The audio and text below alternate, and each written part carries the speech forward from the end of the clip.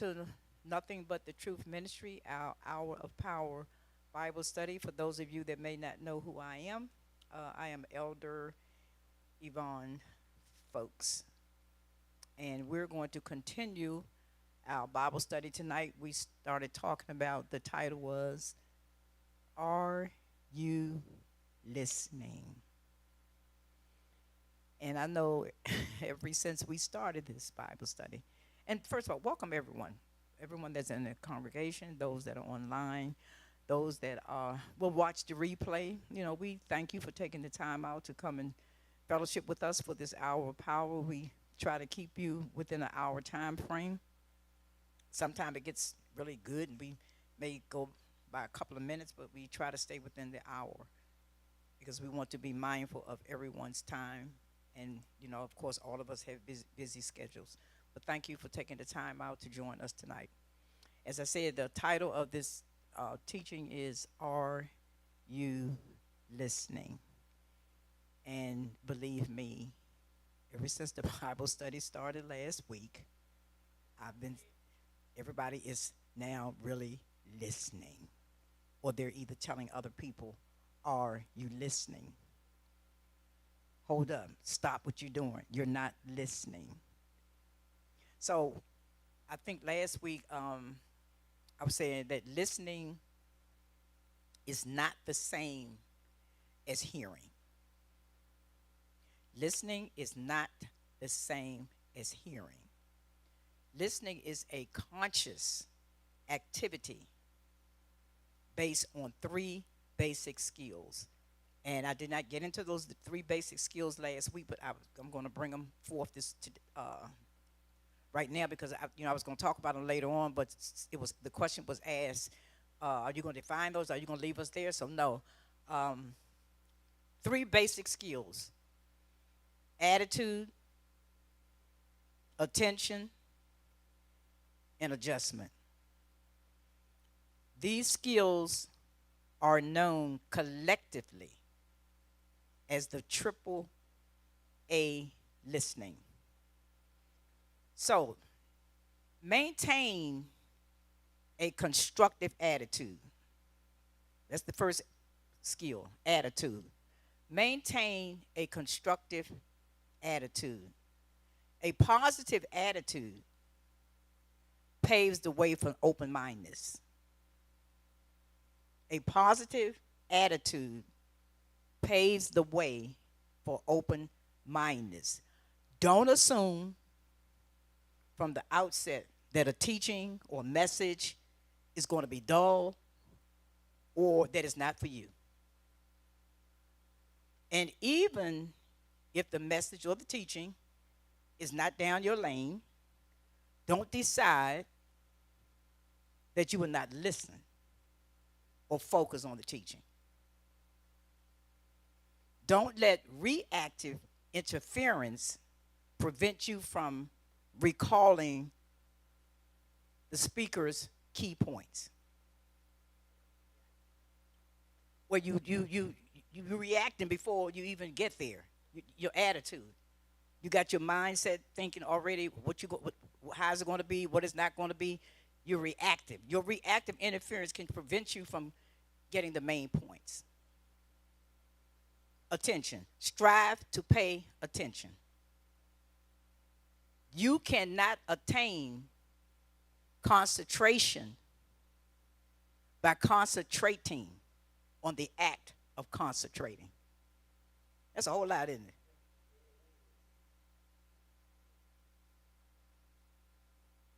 it? You cannot attain concentration by concentrating on the act of concentration. Get a question? It makes you think, doesn't it? You so focused concentrating on what's. Go ahead. Right. You so focused concentrating that you're missing what's being said. Yeah, because you're concentrating you're on trying hard to concentrate. Trying hard to concentrate and listen that you end up not hearing. Yeah, because you focusing on concentration. You ever experienced that? Anybody ever?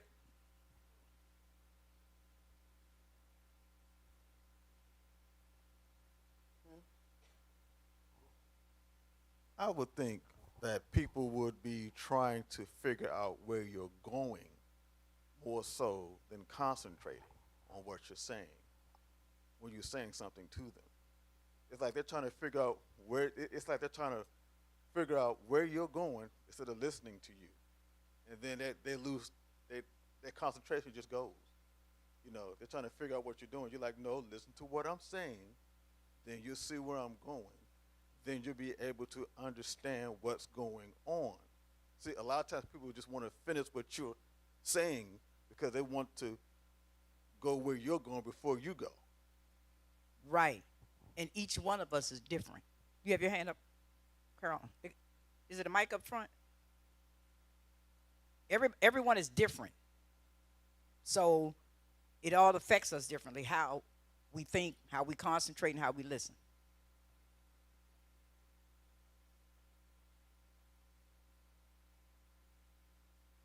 That's interesting. You said, and then you asked the question: have any of us ever concentrated so hard that we was concentrating that we missed it? And at my church, we have a bishop who, I mean, he's just a Berean, and so he goes in deep sometimes.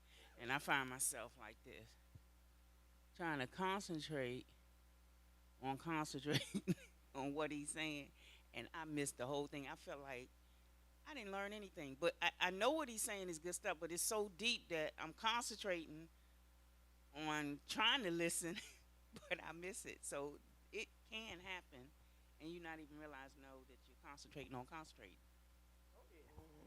I think that's something that I deal with, like when, because I know I have an issue with remembering people's names, like, you know, meeting people. I have my way of trying to figure out people's name, but I would tell myself, okay, when people introduce themselves to me and I'm in different environments, you know, even at church, if a visitor comes and I'm telling myself, you need to remember their name.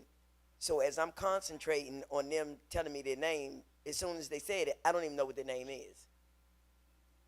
And it's probably because I'm concentrating too hard to try to remember their name, because I'm like, okay, you need to remember their name. It's good to remember people's names, but I think I concentrate too hard, so that when they say it, I hear them say it, and I don't hear it, I don't remember it.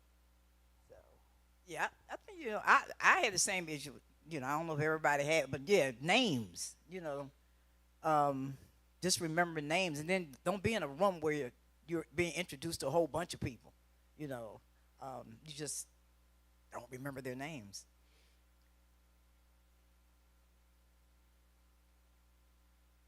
I have been in a situation where people ask you to pray for like about 5 or 6 people, 5 different situations, and I'm concentrating, trying to remember everybody I need to pray for, and you like after it said everybody's put their prayer requests in, like, okay, who I'm praying for again?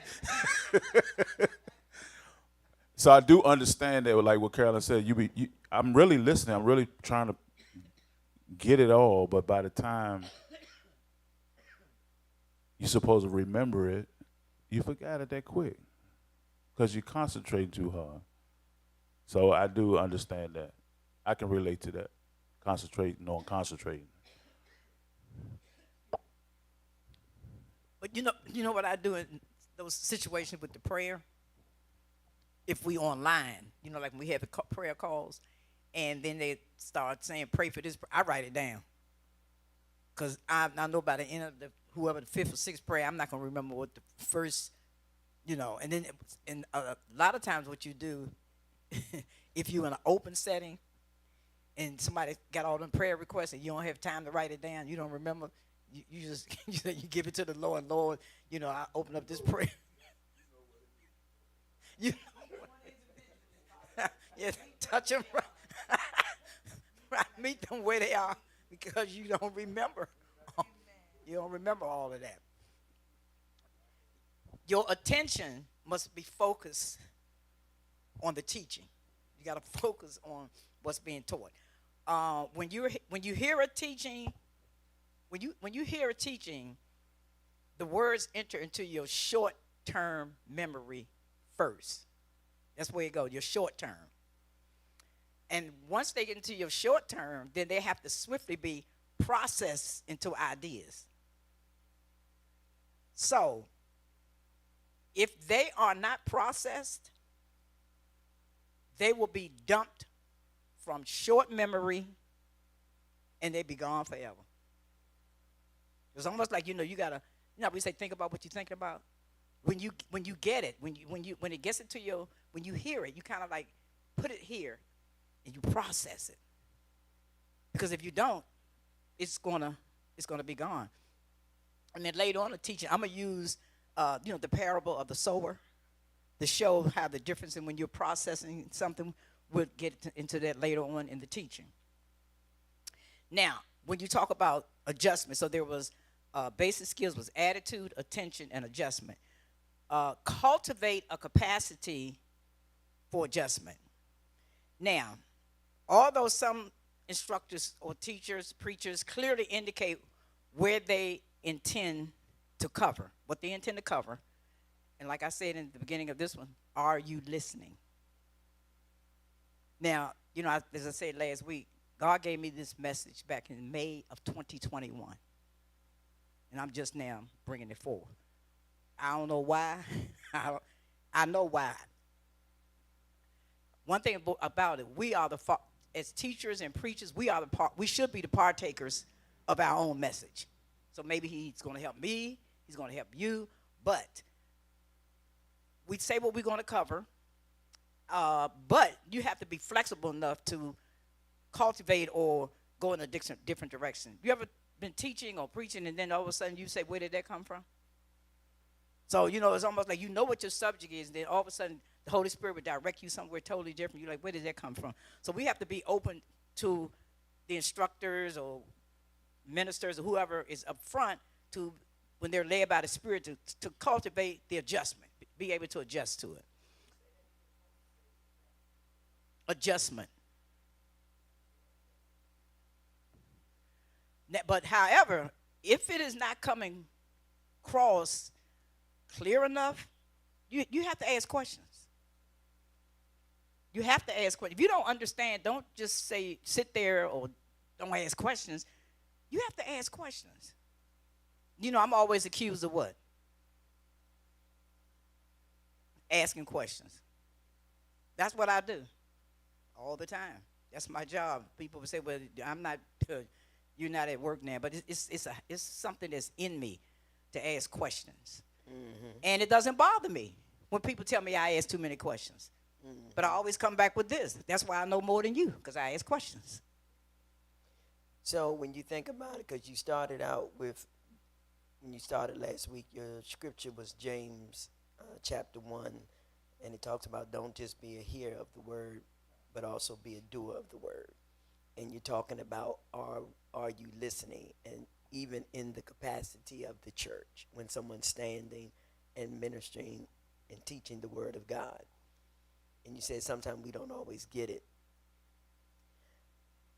It makes me wonder if sometimes in churches we don't provide a culture for people to really learn.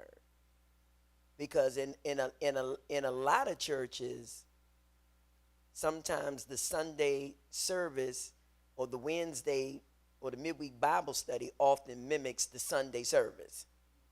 So if you sit and listen to somebody minister for a whole 30 minutes to an hour, and if it's some things that you don't really understand and you don't get that opportunity to ask those questions, you can't really process it like you really need to because you don't have the clarity. You can't connect the dots. So if you experience that on the Sunday and then you experience that every midweek Bible study, that could play a major role as to why some people just really seem to not really understand a lot of things about the word, yet they're in church all the time. I like the ability to be able to ask questions and interact. It helps to give greater understanding. Most definitely. But, like you said, our culture, we come to church on Sundays. You don't have the opportunity at a Sunday service to ask questions. You just don't, because that's not the culture. You just don't.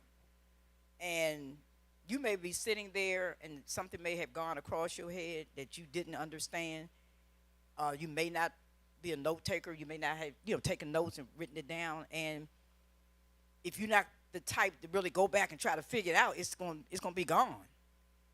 So then you come to Bible study, and you still don't get that opportunity at some churches. Now, I know the churches that I originally, came from, you couldn't do that.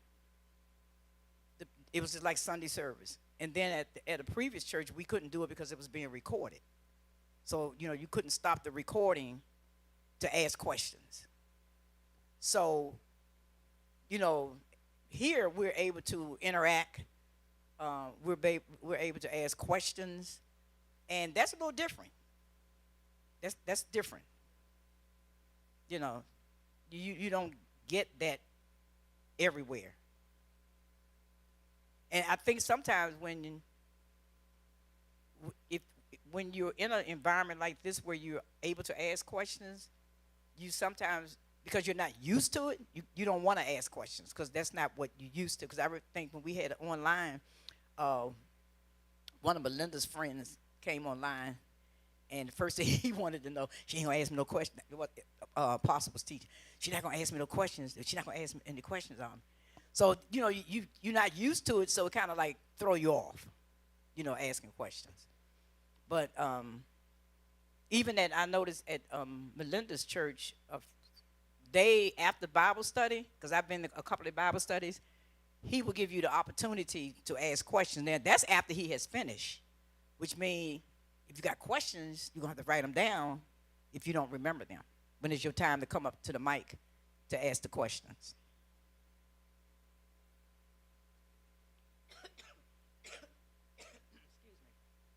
Again, listening is an important skill in all areas of our lives. All areas. Whether you're supporting a loved one through a health problem, dealing with your colleagues, or in a family relationships. And what most of us aren't as good listeners as we think we are. We're not as good listeners as we think we are. So, Apostle Mitchell and I had a dialogue today. And she was talking, and I was listening. And I thought about it after it was over. And she stopped me a couple of times to tell me, you're not listening. I was listening, but it wasn't clear. So you can be listening, and it's not clear. So to her, because we had to go back and forth with the conversation, she said I wasn't listening. But then I repeated back to her everything that I heard. Well, you know what? It wasn't the answer that I was looking for. She gave me answers, but it wasn't what I was looking for. So I guess to her, it appeared that I wasn't listening. But when I thought about it later, I said, yeah, I heard her. I heard the response that she gave me. It was good, but that's not what I was wanted to hear. I was trying to listen to get a different understanding of the questions that I asked. But she's loving it now. That's all of them. You're not listening. You're not listening. To listen, we need to make a conscious effort not to just hear what people are saying, but to take it in. You got to take it in. You got to digest it and understand. Not only does listening enhance your ability to understand better and to make you a better communicator, it also makes the experience of speaking to you more enjoyable to other people. So last week we talked. That's major. Because an experience can be very unpleasant between you and another person if they're not listening. You know, yes. Say that one more time. Say that one more time. Not Not not only does listening enhance your ability to understand better, it makes you a better communicator, and it also makes the experience of speaking to you more enjoyable to other people. right. The experience of speaking to you more enjoyable to others because you're listening. It is very frustrating because I know someone that from the moment this person calls, right? This person that I know, it ain't nobody in here, but this person can call and talk and talk and talk and talk and talk, and I'm listening, you know. So they go on and on and on.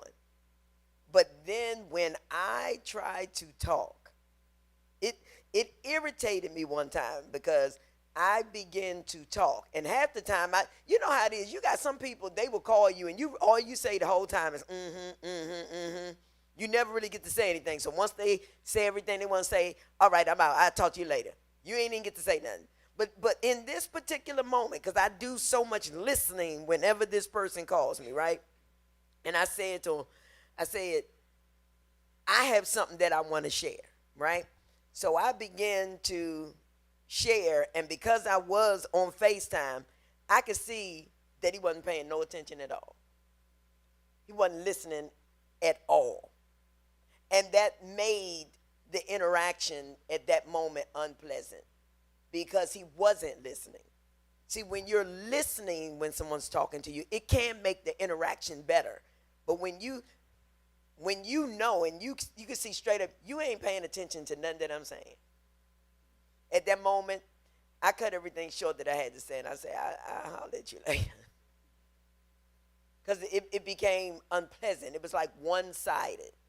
And oftentimes it can lean more in that direction. But, you know, this time when I really, really was trying to say something, it was like the person not listening really made the conversation unpleasant. And I was like, I'm done. I'm not wasting my time. Yeah, and I've had same type of conversation where someone, you call them because you want to talk and you want to share what's going on with you. But all they do is talk about themselves. And you call them. And this is all the time. So I'm thinking maybe they don't understand the way that they are. But they, what I'd say, hog the conversation. You know, I'm calling you, pouring out my heart, or trying to talk to you about what I'm going through, and I feel like I could share it with you. But it's almost like, okay, okay. But then they immediately jump on themselves. And then you just, same situation, you're just listening to hear that you're listening, but it's all about them. They may not realize it. I don't know, but it's really not enjoyable talking to them. It's not enjoyable. The 4 main causes of poor listening. 4 main causes of poor listening are due to not concentrating. You can over-concentrate and you can not concentrate. Listening too hard. Jumping to conclusions. And focusing on delivery and personal appearance.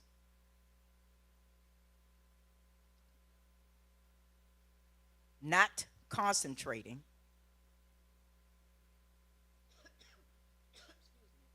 Listening too hard. Jumping to conclusions. And focusing on delivery and personal appearance.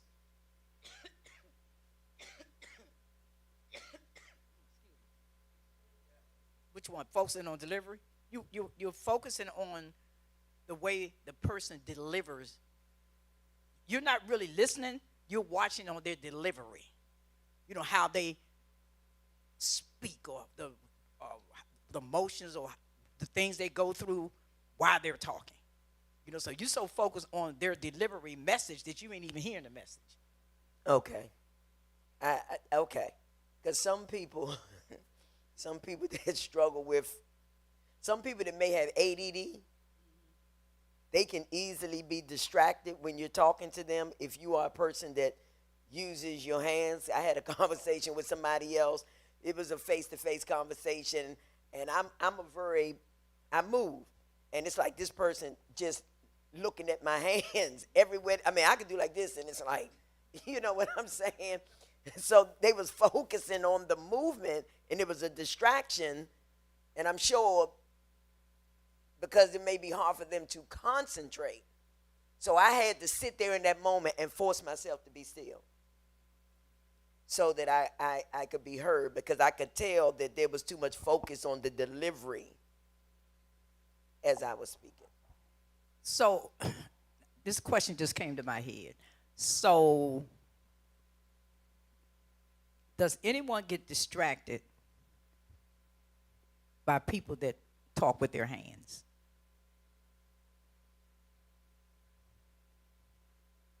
Nobody.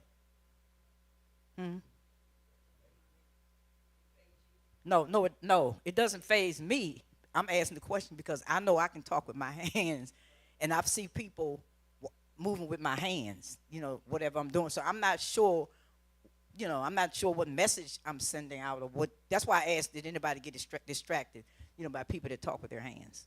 If you notice somebody doing that, tell yourself that they're being distracted from what you're saying. So try to be more mindful, especially if it's like a one-on-one conversation. You know. Yeah, but yeah, I was just wondering because people that I look at people that talk with their hands, I look at their hands, but it doesn't bother me. I know that's what they do, but I didn't. I was trying to figure out what does it do to somebody else.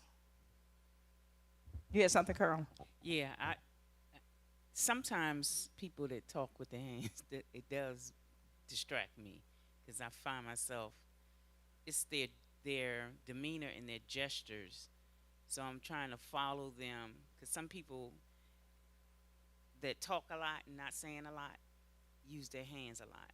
When I even think about people I've ran into, just for instance, on the street, a young man, he always, you know, doing all this with his hands and stuff, and you know, I just need a couple of dollars for something to eat, and he's distracting me, but I know it's not. He don't need anything to eat. I know he needs something else, right? So it is a distraction, but I know that he probably, that's just how he, when you smooth like that or trying to get over, that's what you learn. But what does distract me, and I think about some people that are melancholy, they don't have no kind of expressions. Phlegmatic. They have no kind of expressions, and so it's almost like they don't even care what you're saying, and they don't even care how they saying it to you, and you like, where's the energy, or do you really mean? I mean, you looking at them. So when you talk about this, focusing on the delivery of the person, because I dealt with a person that was phlegmatic, and it used to tear me up. Like, they don't have no expressions, and I used to say, okay, don't look at the expressions, look down and talk to them, because it was a distraction. It made me mad, feel like they wasn't listening. But that's just who they are and how they operate. Yeah. Yeah. Okay, focusing on delivery and personal appearance. You can be watching what someone is wearing. You know, I'm not even sure where I was taught this or where I heard it, but they basically had said that the women will always wear robes. A robe when they're preaching or whatever, preaching or something. You wear a robe because if they didn't, their dress or their legs may be a distraction to someone because they're watching what they got on as opposed to listening to hear the word. You see what I'm saying? Mm-hmm. You know, and even if they're sitting down, you know, their skirt may be too short, and you know.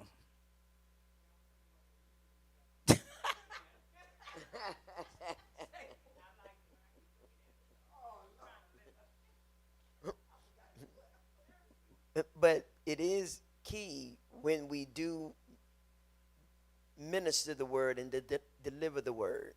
Because one of the things that I do teach in the preaching and teaching class, because it's a, we have to be mindful of our appearance because we don't want the focus to be so much on us. Like they can't even concentrate because we just looking just beyond fly, or let's just say if you a man nowadays and you got your tight suit on and you all exposed more than what you need to be in your lower region, that can be a distraction. So we have to be mindful of how we actually minister when we bring forth the word and teach, so that people are not so focused on our outer shell that they miss what we say. And as a woman of God, preaching ain't the time to try to be sexy. You want to be sexy when you're with your husband. But then in the house of the Lord, sexy, there's no place for sexy in here. And if you are too sexy, then you're going to be a distraction to some people. I mean, it's going to be hard for some people to really focus.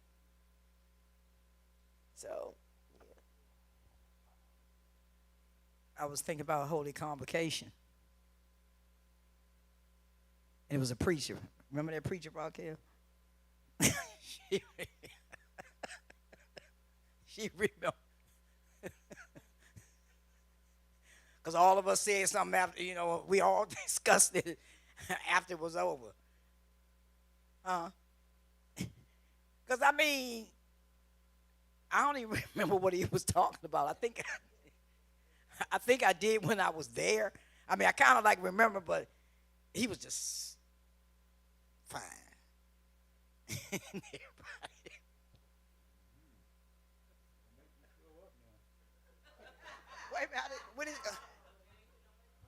What did he say?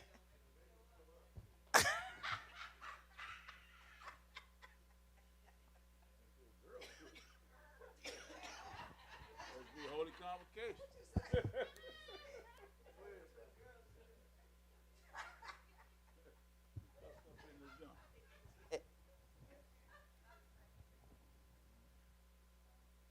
Yeah. He couldn't help his face. He couldn't help it, no. A person can't help their face. They can't help if they're handsome, or they can't help if they're pretty. You know what I'm saying? It's just that, you know. Good time to be quiet right now, our apostle. Just let everybody else can elaborate. No, what I'm saying, there are some things that we can't control. The things that we can control, our attire, that we need to control. Our hair, as women, we got to be, it's just one preacher, and I like her, right? But I can't, well, let me say this. I'm not going to say she all right, right? But her hair is a distraction. Always. Always. Now, it's her real hair. She has beautiful hair. But the way she wears her hair, it's always that's all she's doing is moving her hair out of her way, moving the hair. And that is a distraction. It's like, why won't you just put it in a way where it ain't going to keep just falling in your face like that the entire time? Because I'm tired of just looking at you, just shifting it the entire time. So, yeah. That made me think about when I was at American University. And in class, it was this one girl. And she twirled her head a whole hour. I don't know if anybody else noticed, but you couldn't help it. She was sitting there the whole time. While the instructor teaching, she was constantly just twirling her hair on her finger. That was a real distraction. And you don't need that type of distraction in a class that's not that great. No, she was one of the students.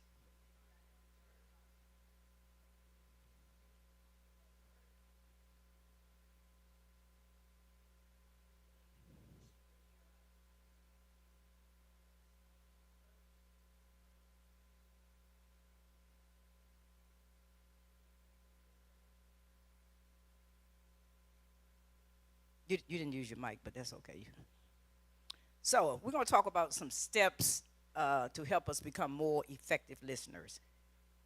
You know, you can be an effective listener, Bible study, Sunday service, classes. I mean, it's just helping you become better. In all the areas that I go over, you may not have that. You know, you may have covered that. You don't have that struggle. But the first step that I have, face the speaker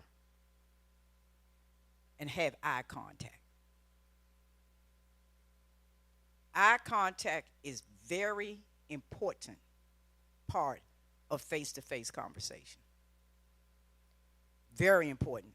Now, too much eye contact can be intimidating because some people don't like you just constantly looking at them. Talking about eye contact,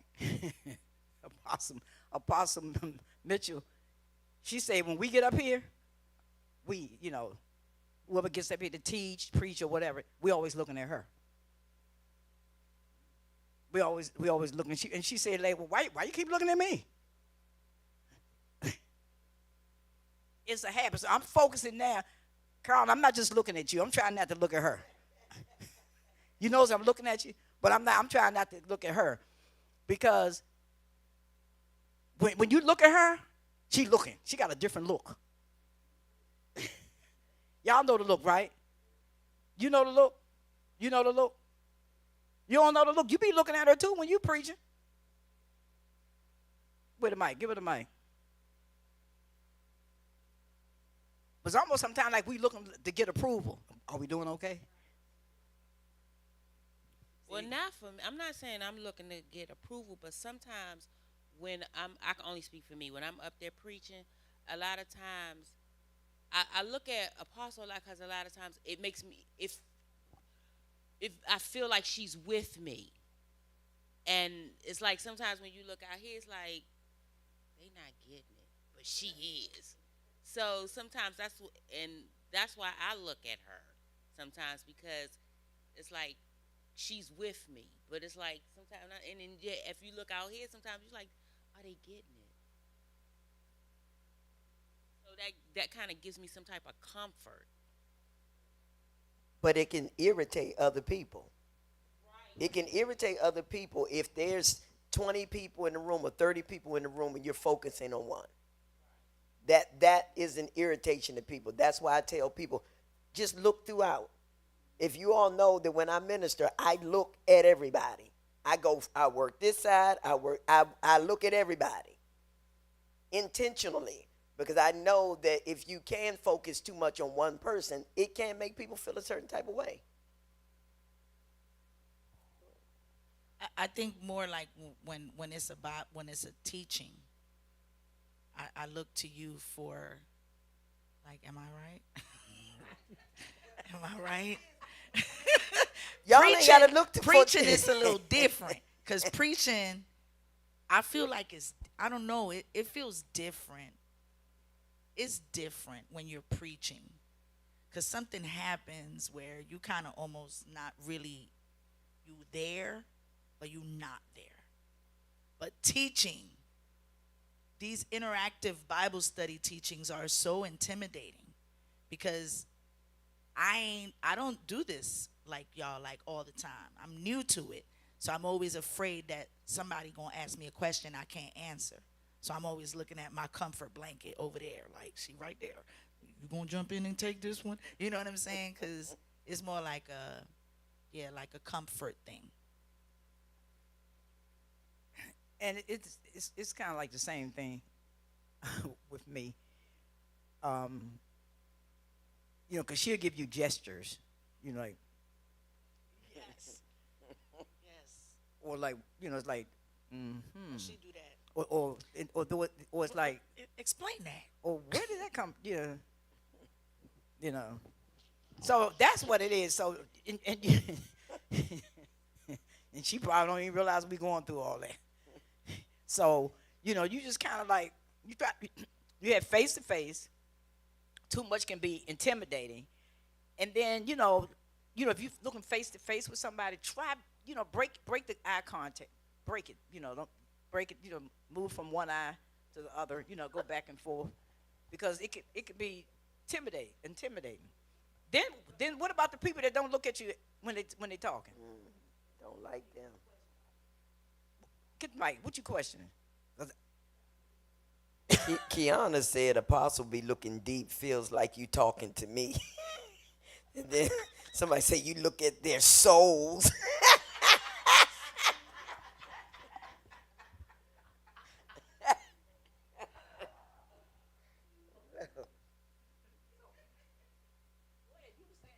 Yeah, I don't like when I'm talking to somebody and they can't make eye contact with me.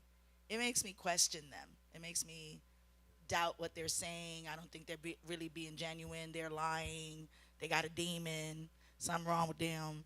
Because if we're sitting there talking, you should be able to look at me in my eyes. I think that's really important, to have good eye-to-eye contact with a person. But if a person is looking everywhere, or they talking to you, but they in the middle of constantly moving and stuff like that, it's just like, as a speaker, it make me feel like you're not listening to me. If I'm the person talking, like, you ain't listening to me, because you're not even making eye contact with me. So and when you kind of like look away, you talking to somebody face to face, and you look away. Looking away is better than looking down, because looking down, like, you giving a real message, like, is this over yet? I'm ready to close this. I feel disrespected when people do that. Like, if they're not looking at me eye contact or showing some kind of, like, you paying attention, I feel disrespected. And then if I say something to them like, whoa, I'm right here. All right, so continue the conversation. Or I'm like, I'm not over there, I'm right here. So then we get to talking, and I'm like, okay, but I just need you to listen. Okay, so when you move around like this, and you're doing this and you're doing that, you're showing me that you're not respecting me. And I tell them that. And then they'll stop, they'll look at me.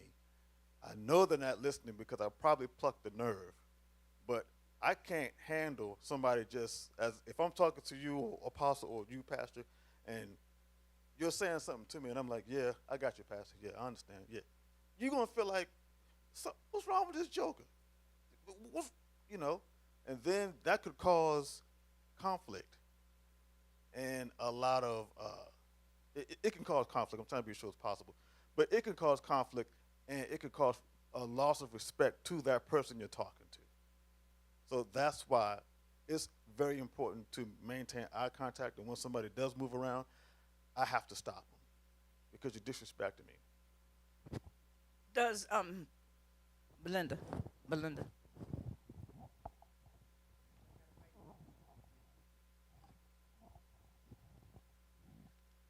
I was going to comment about what you said about looking at a person. I had a family member who was losing their hearing, so I went with them to the doctor because I thought that they had hearing aids, but they still wasn't listening. And the doctor said that it's very important that you look at the person and talk to them, because we listen with our eyes sometimes more than we do with our ears. And when I started to do that, I noticed that the person was hearing me. I had to get their attention first, if they're doing something else, get their attention, look at them, and then ask them the question that I want to ask. And the conversations was going a lot better. So that's a very good point. And I don't think we think about that because we all can hear. But when you get to a point where, you have seniors or even people who've lost their hearing or some of their hearing, that's even more important to them, to be able to look at them. I remember, like, when I was pregnant with my daughter, I read an article about, like, when you talk with your kids, even if they little, they do learn to speak from watching us. So, I used to love to read Newsweek magazine to Cece. I would sit there, and if I was reading an article in Newsweek, I would read it, but like reading it to her like a story, and enunciate my words and make contact with her and let her see my mouth moving. And she started talking. She was a quick talker. She started talking really at a younger, sooner than other kids. Started running that.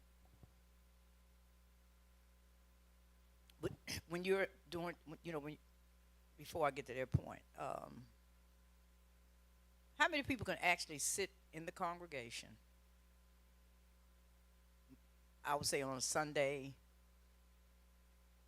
and look at the person that's preaching, but you looking dead at them, but you're not hearing anything they're saying?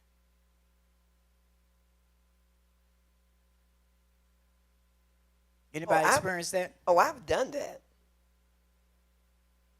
I've done that, but because you said looking right at them, Looking right at them. you know, because I am the type of person that this is the type of person that I am. When a person stands in this position to share the word of the Lord, because I stand in that position, I know how important it is for people to be engaged. And I know that you want people to be paying attention. So when I've come across some individuals that wasn't saying much or nothing, and I was just ready to go, but they would have never known it because I was, giving full attention in appearance, not trying to discourage them in that position, because I understand the challenge of standing in the pulpit and ministering to people. And so I could be attentive and, looking, but in my head, I'm like, you ain't saying nothing. I am wasting my time sitting here. My time is too precious. That could be going on in my head. You know what I'm saying? Where I get to the point where I just tune the person out. But they wouldn't know it. So now all of y'all probably be wondering, am I paying y'all attention when y'all up there? I mean, the reason I asked because, I could be sitting right there on Sunday, and I can be looking at you like I'm looking at you now. But I don't hear you because my mind didn't wander. It had nothing to do with the message. It wasn't like the message wasn't good. I don't know why, but I look right at you, and then my mind is gone somewhere else, and then I got to pull it back in. You can? Yes, I can. I can tell with you when yes, I can. Oh, I know. You think when I start moving or something. No, you get a look. It's a look. Really? Like, Oh, okay. because I know your wandering mind. You're my mother. I know your wandering mind.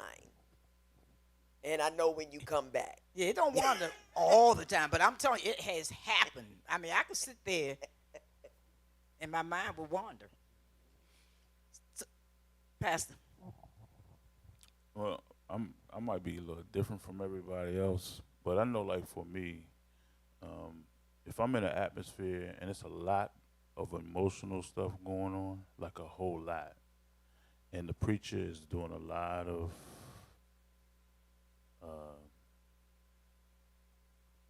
cliches and hooping and I'm not knocking that. If that's the way God used them, but it's really hard for me to listen because when I listen to a preacher, I really listen for the message. Like what is the message? Like what is the substance? And I have sat, like Apostle was saying, like sat in certain atmospheres and listened to the preacher, and the people are being moved, but in my mind, I'm like, there was no message. It was a lot of fluff. So I guess how you listen and your expectations, which you can listen with your emotions, or you can hear. A lot of people hear a word, but they ain't listen because right after the service, like what the preacher preach about, I don't know, but he was preaching.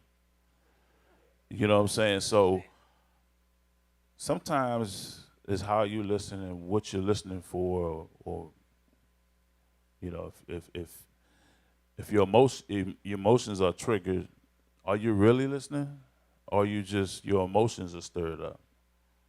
So it depends on the type of atmosphere.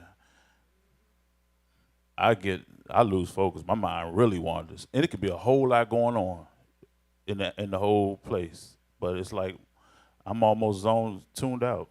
I'm there. I'm watching. I'm not being disrespectful. I'm not putting my head down or anything like that. I'm really focused on watching, but I'm not really hearing or listening.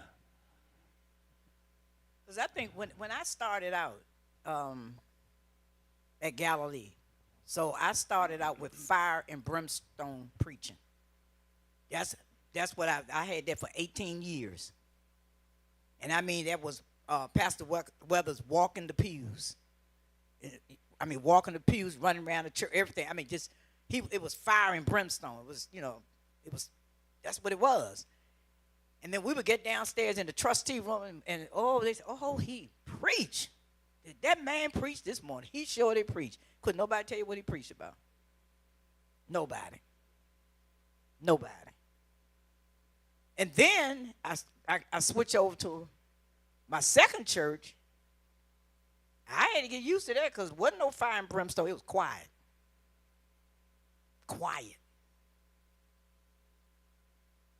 I remember I can't remember the church, but I went there with my sister, and the praise and worship. I mean, they be getting down. They had the drums and everything, and they was really shouting and having a good time. Then as soon as the preacher came forth, it got quiet. I wasn't used to that. I'm telling, why is everybody quiet? And like I said, when I went to my second church, everybody was quiet because that was a teaching ministry, and we were all, well, that's what we supposed to be. We were there. He was teaching. We all took notes. They took notes every day. I got binders and binders of notes still at home. That's what we did. So, then coming to Nothing But the Truth ministry, it fit. Because you come in here on Sunday, it's not, you don't, if you get an amen, you're doing real good. We don't do the amens or the hallelujahs. It's quiet and everybody's listening. But, it's just different variety of what you're used to and how you're hearing things and how you're listening. So when you're having this face-to-face contact, eye contact, facing the speaker, eye contact, you have to check your posture out. Check your posture out. Make sure that it's open. Because, when you cross your legs, that's sending a message to some people that you're closed. You're crossing your legs or crossing your arms. Some people cannot handle crossing. I'm an arm crosser. The first thing somebody asks me, are you cold? I've had people, are you cold? No, that's what I do. Sometimes that, it comes off as defensive. So, you just got to watch your posture. Sometimes when you're leaning slightly forward or sideways, while you're sitting can show that you're listening. You're listening. Okay. And then you go this way, That show the person that you're listening to them. A slight tilt of your head or resting your hand on your head. I mean, you're listening. Like. So that makes it feel like you're really listening to them. Number 2, listen to non-verbal clues too. Pay attention to what the other person is saying with their body language. Facial expressions. Like Apostle Mitchell, she had no idea. I wish I had a camera. Facial expressions. Tone of voice. Gestures can tell you just as much as what is being said in words. Non-verbal communication. Yeah. Looking at your watch. Mm-hmm. Elder Angie was looking at hers. When you constantly checking your watch, Yeah, it's you- almost like you're saying to the person, "How much longer are you gonna be? I wish you hurry up." It I'm can telling be a. you, when you up here, you check your watch. Wait a minute, let me finish, please. I think you may have one of those watches with a what you call that? You get your emails through your watch. Yes. Me out there like that. My email went off, and I just did like that. Right? Wasn't checking the time. I don't know. It's Just just put me up, do me up under the bus. Was the bus driver and the bus? I'm just saying when you up here, you see all kinds of stuff. I mean, I'm like when she did that, you know what I did, right? What y'all think I did? Her watch for the time. No, I went to see how much time I had left. I thought it was getting close, or I had passed the time. I can tell you that was 17 minutes ago. It was 8:17 when you did that. Oh, the tone of voice is very yeah, the tone. You know, our family we used to be accused of fussing. That's our family. People thought we were fussing, but we were not fussing. I don't know whether it was because we was a whole bunch of us, and they loud, and you got to get in. But I had been accused of fussing when I'm not really fussing. It's just that sometimes my emotions comes out in my tone.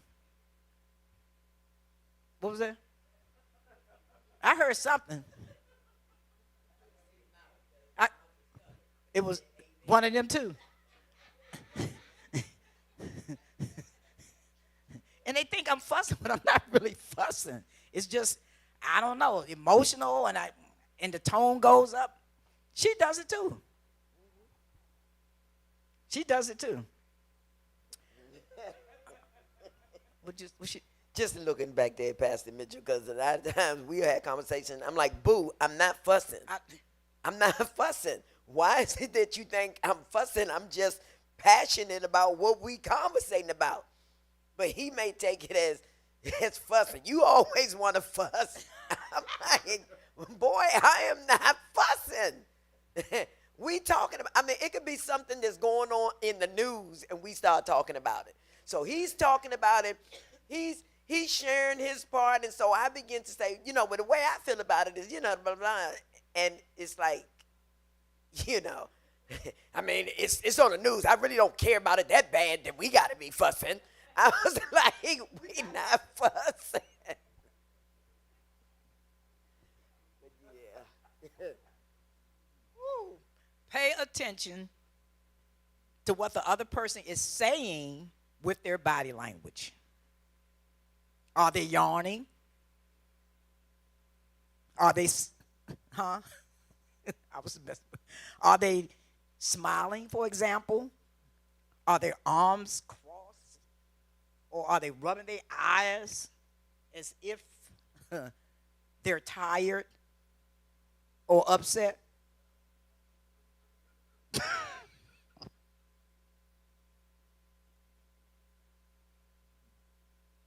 Raquel yawn, and then Elder Angie yawn. So let me see.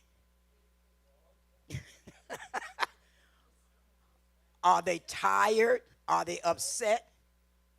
Okay, nonverbal communication. Even on the phone. Ooh.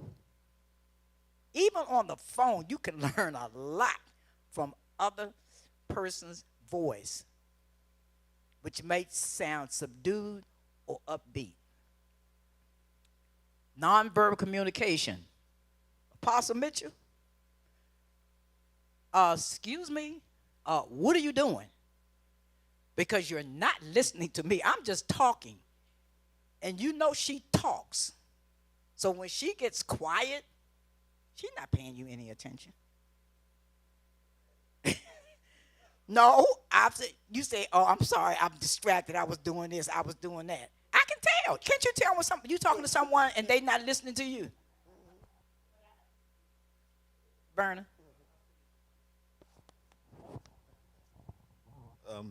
we were delivering furniture to this lady's house, and my boss is a talker, so we delivered the couch, right, and he's talking to her about his grandkids. So as he's talking to her, I see her like motioning to the door, like, yeah, well, I understand. I got grandkids too, but she's motioning to the door, and I'm standing behind him. I'm saying, she wants you to leave. You just don't know it. So then, as he's talking, she's motioning to the door, and you can see on her face, she don't want to hear about your grandkids. Just drop off my furniture. You got your check. Get out my house. I've seen that, but he'll still go on talking. So then, after he says what he says, we'll go to the truck, and I say, that lady ain't hear nothing you said. And he be like, well, I was just being friendly. I understand you being friendly, but she wasn't paying any attention to you. She just wanted you out of her house, and she gave you her check. I said, I don't know why you linger around like that, man. You should pay attention to people like that. And he'll be like, well, I was just being friendly. I understand that. He said, and you know, I'm not trying to be disrespectful to him, but that's the way we talk to each other on the job, which I think is amazing. But he'll tell me stuff too. But I'm telling him because it's like if they don't want you in their house and you overstay your welcome, man, it's kind of like she's just, it's like, okay, I need you out right now. I got food on the stove cooking, and ain't nothing on the stove cooking.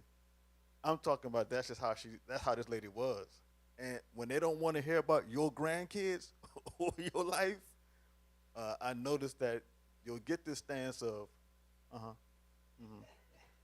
yeah, and they don't say anything, and they just, and if you don't get it, there's something wrong with you. But that's what we go through on the job. So body language is important, and I will admit sometimes I'm guilty of that because if someone's talking to me and I'm not feeling that person, and I'm like, okay, I got to get back to work, or I want to get back to doing something. I'll say something like, okay, well, look, I thank you for everything, but I got to go. Or either I'll motion towards the door to get them out, and they don't get it, and then I will wind up either, look, man, I got to go. I'll catch you later. And I just walk off like that. So it may sound like I'm being rude, but that's what I had to learn to do in order to get what I need done. I got what you're saying, but there's no need to overstay your welcome. You know, and I was thinking about my therapist, and I think she kind of, okay, we got a relationship, I guess that's what you can call it. But it was interesting yesterday when I was yes, and as soon as I got in her office, I sat in my chair. She was in her chair, and she said, I don't mind. She said, I hope you don't mind this. I'm looking for somebody's phone number. So I'm going to see her. Remember, she's a therapist. So she looking in the Rolodex for somebody's phone number for an air conditioning company, and she flipping, and then she goes on to tell me about the air conditioning in the building that they're in. The air conditioning at the building that they're in, that the people that were buying the building, they backed out of the contract because when they came in, they realized that it was 72 degrees, but the thermostats, I'm listening there. Okay, listen, 77 degrees, and then she went on to say, talk about she had just got back from Florida. She just got back from Florida. She visited her friend, and she stayed in this big mansion. And they did this and they did that, and how hot it was, and then how the flight got delayed. All this, and I'm just sitting there, and I'm thinking about the teaching. Are you listening? So I'm just sitting there, and I'm just listening. And then finally, she said, "Well, I just apologize. I can't find the number. So, how's your driving?"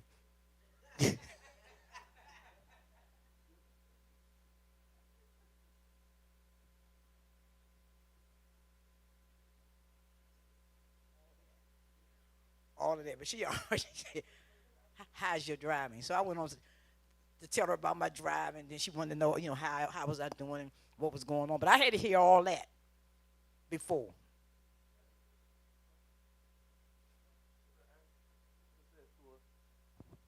Okay, and how did that make you feel? Yes, okay, I understand. And how long was the trip? You How wanted lo- me to turn into the therapist. Right, but and then you would have said, okay, so how? So can you tell me more about the people buying the building? So and the AC, is it really that hot? Okay, so let's talk about this before we move on to the next subject. And then you would have been a therapist, and you could reclaiming your time. Well, I know her. I know me. And then at 1:15, she said, "I think we need to wind it down." But it was okay because she asked me for my next appointment. I really don't have to go. We friends now, but I be so I told her I see you on September the 5th. That is so weird. When your relationship with your therapist when you feel like, okay, I'm good, but I like talking to you. Cause it was hard with my therapist to like, I remember the last therapy session that I had with her, I was crying because I was like, I've been talking to you like every day or like once a week for a year. What am I gonna do? You know? She's like, now you take everything you learned and you put it into practice. And if you need me, you call me. But yeah, therapists are so cool. Yeah, but my first therapist, I was hurt. The very first one in the 90s when she told me it was over, and I've been watching TV, and then people go to the therapist, lay on that sofa the whole forever, for years, and then you're gonna tell me it's over. I wasn't ready for it to be over, but she said this is the end of your sessions. I say okay. So then I go to my second therapist, and I literally had to come to her and say, I don't know how to say this,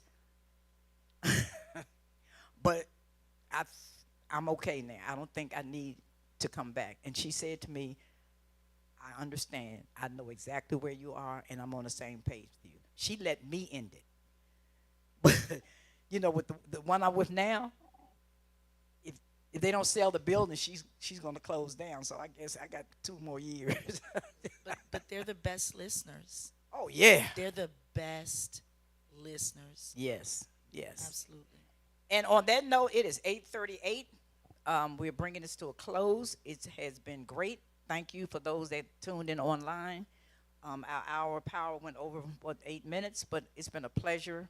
Have a great evening. Look forward to seeing you on our next hour of power Bible study. Good night, and pray for each other.